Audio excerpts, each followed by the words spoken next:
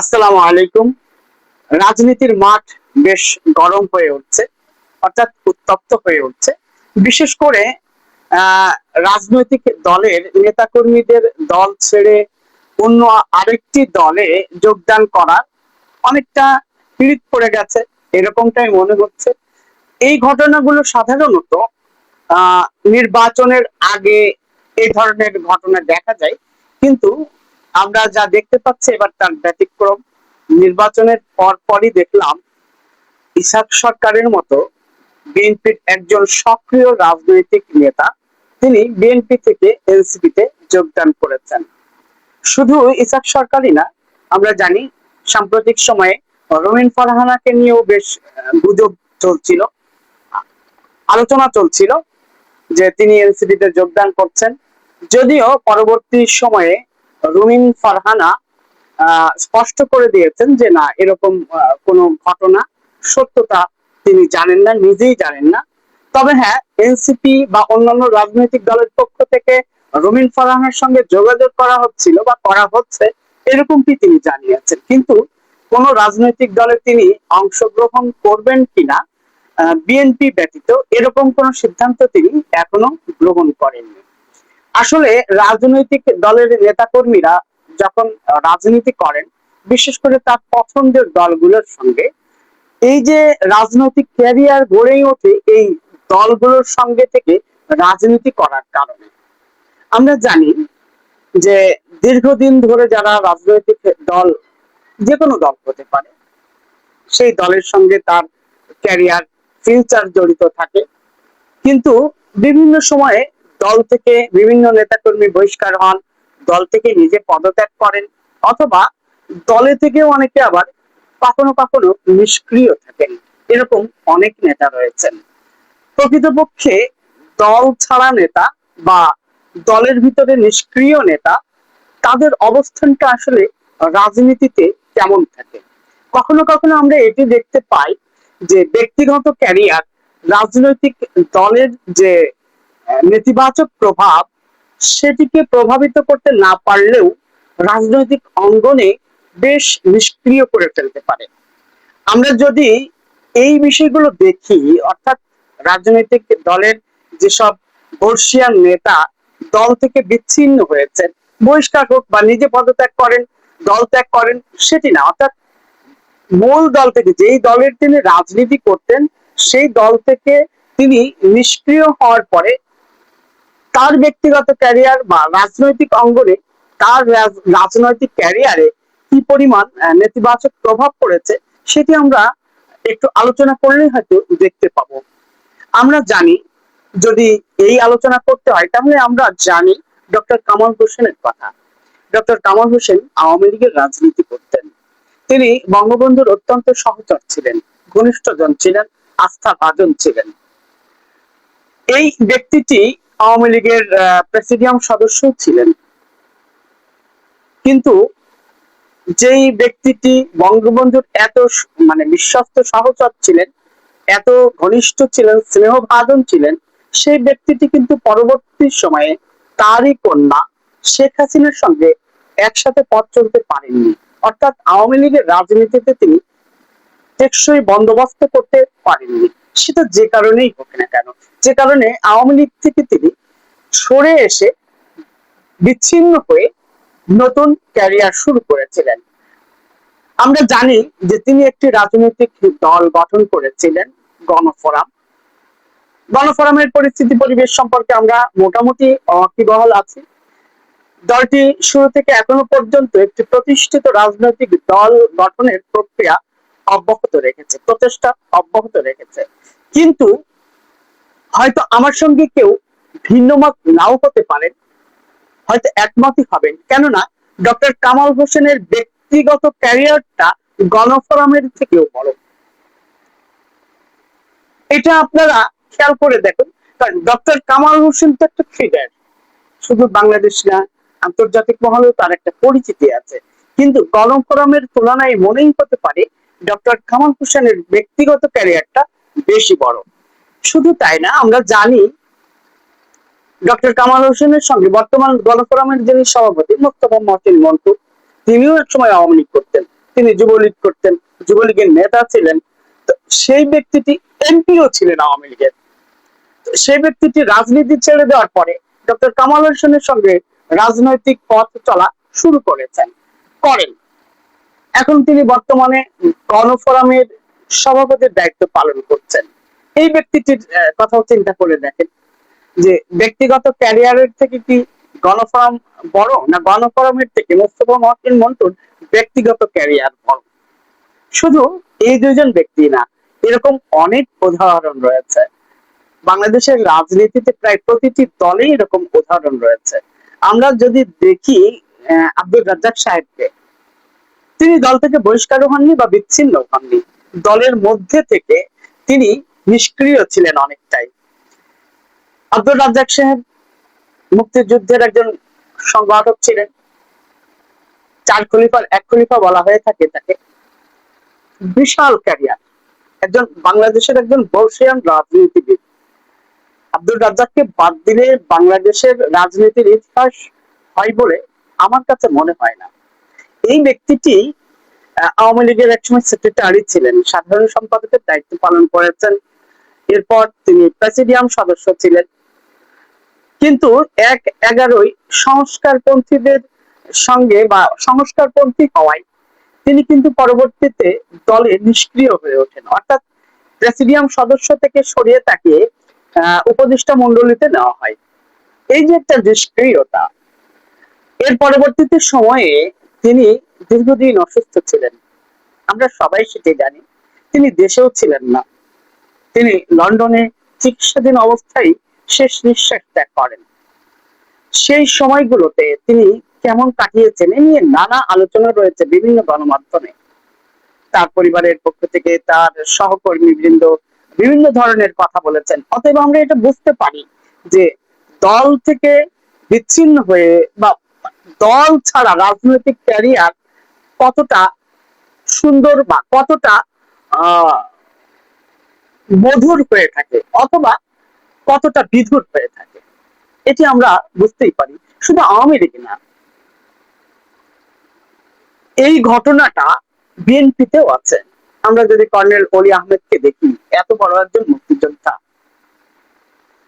তিনি শুধু তাই না, একজন সেনা কর্মকর্তা ছিলেন,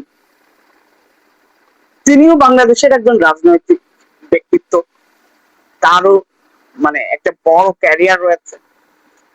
আমরা জানি বিএনপিতে তিনি মানে কি ছিলেন, তার রাজনৈতিক ক্যারিয়ার বিএনপিতে কেমন ছিল এটি তো আমরা জানি। সেই ব্যক্তিটি দল থেকে বিচ্ছিন্ন হওয়ার পরে একটা রাজনৈতিক দল করলেন, এলডিপি। সেই দলের থেকে কিন্তু কর্নেল অলি আহমেদের ক্যারিয়ারটাকেই মানুষ বড় করে মনে করে। শুধু কি তাই, বদরুদ্দোজা চৌধুরীর কথাই ধরুন, তিনি বিএনপির প্রতিষ্ঠাতা মহাসচিব ছিলেন, কিন্তু এই ব্যক্তিটি একসময় রাষ্ট্রপতি ছিলেন, তাই না? সেই ব্যক্তিটি যখন মূল দল থেকে বিচ্ছিন্ন হলেন, তখন তার ব্যক্তিগত ক্যারিয়ারটা তার রাজনৈতিক দল থেকে কখনো মানে ছোট করতে পারে না, অর্থাৎ রাজনৈতিক দলটা বড় হবে কিনা ব্যক্তিগত ক্যারিয়ারটা ছোট হবে এরকমটি পাইনি, অর্থাৎ বিকল্প ধারা।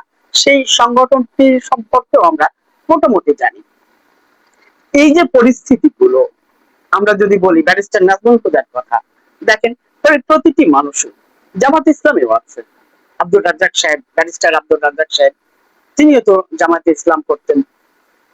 তারপরে মঞ্জু সাহেব, তিনি এখন নতুন আরেকটি রাজনৈতিক দল করেছেন। এই ব্যক্তিগুলো রাজনৈতিক ক্যারিয়ারটা কিন্তু পরবর্তীতে যে সংগঠনগুলো করেছেন তার থেকে খুব একটা বড় হতে পারেনি, অর্থাৎ ব্যক্তিগত ক্যারিয়ারটাই যেন এখানে বড় হয়। আমরা যদি দেখি আন্দালিব রহমান পার্থর বাবা নাজিউর রহমান মঞ্জু সাহেব, দেখেন তার ক্যারিয়ারটা দেখেন। রুমিন ফারহানা, তার বাবাও আওয়ামী লীগের রাজনীতি করতেন। সেই ব্যক্তিটি একটা সময়ে আওয়ামী লীগের প্রতিষ্ঠাতা সাংগঠনিক সম্পাদক ছিলেন। সেই ব্যক্তিটি এক সময়ে এসে আওয়ামী লীগের থেকে বিচ্ছিন্ন হলেন, অর্থাৎ আওয়ামী লীগের সঙ্গে তিনিও পথ চলতে পারলেন না। কিন্তু এই অলি আহাদ সাহেব, তো অলি আহাদ সাহেব কিন্তু তিনিও একটি রাজনৈতিক দল প্রতিষ্ঠা করেছিলেন। সেই দলটির থেকেও কিন্তু অলি আহাদ সাহেবের ক্যারিয়ারটা অনেক বড় ছিল। এখন যেহেতু বাবা একটি রাজনৈতিক দল করেছিলেন, প্রশ্নটা হচ্ছে এই যে রুমিন ফারহানাকে নিয়ে এত কথা হচ্ছে, রুমিন ফারহানা কি তবে নিজে আরেকটি রাজনৈতিক দল প্রতিষ্ঠা করবেন, নাকি বাবার রাজনৈতিক দলটির হাল ধরবেন, নতুন করে আবার শুরু করবেন, নাকি অন্য কোনো রাজনৈতিক দলে ক্যারিয়ার শুরু করবেন, নাকি বিএনপিতেই আবার ফিরে যাবেন? এ নিয়ে নানা আলোচনা, সমালোচনা, তর্ক বিতর্ক চলছে।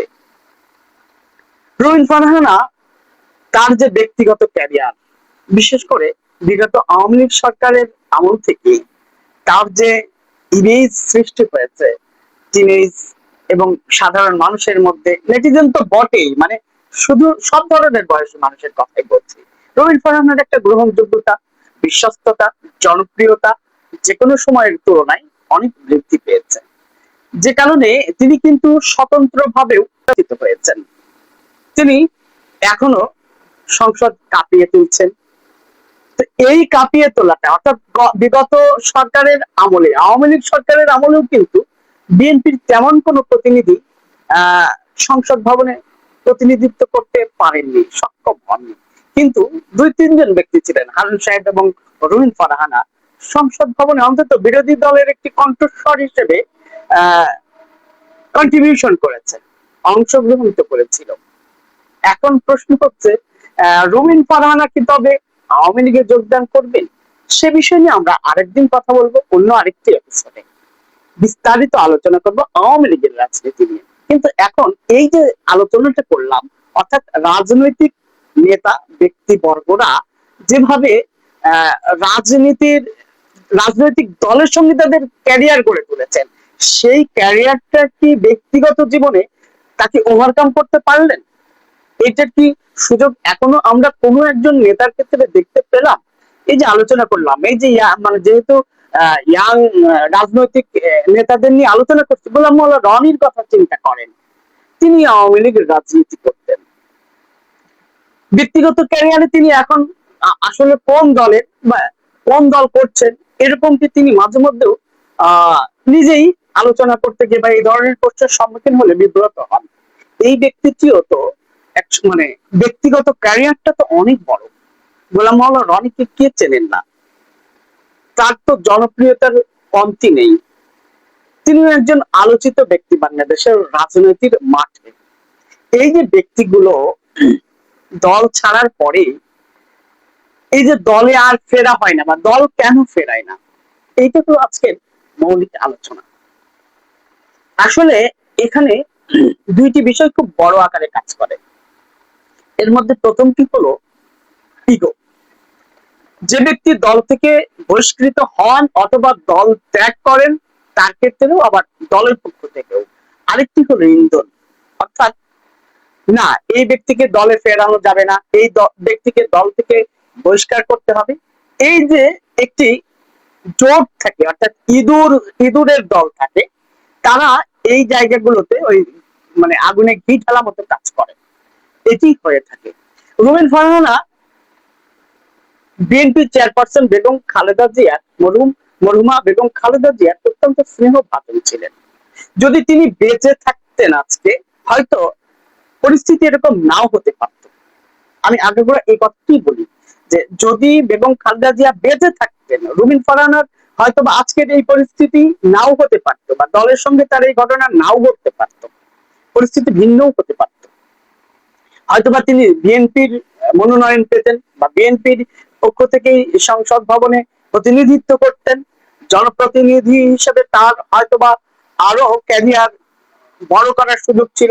আমি বলছি না যে বিএনপি থেকে বের হয়ে তিনি বড় করতে পারবেন না, সেটা না, কিন্তু পরিস্থিতির কথা বলছি। যদি বেগম খালেদা জিয়া বেঁচে থাকতেন তাহলে এরকম কি হতে পারত, ভিন্নতা আমরা হয়তোবা দেখলেও দেখতে পেতাম, সুযোগ ছিল। কেননা মানে ব্যক্তিগত জীবনে রুমিন ফারহানা বেগম খালেদা জিয়ার অত্যন্ত স্নেহভাজন ছিলেন।